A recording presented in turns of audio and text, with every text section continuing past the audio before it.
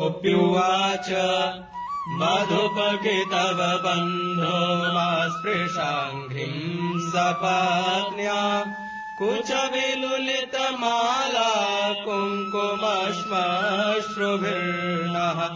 वातु मधुपतेस्तन्मालिनीनाम् प्रसादम् यदु सदसि विडम्ब्यम् यस्य दूतस्त्वमीदृ सकृतधर सुधाम् स्वाम् मोहिनीम् पाययित्वा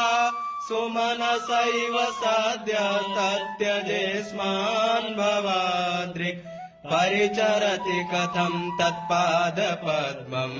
तु पद्मा ह्यपिबत हृतचेता उत्तमश्लोकजल्पै मधुपके तव बन्धो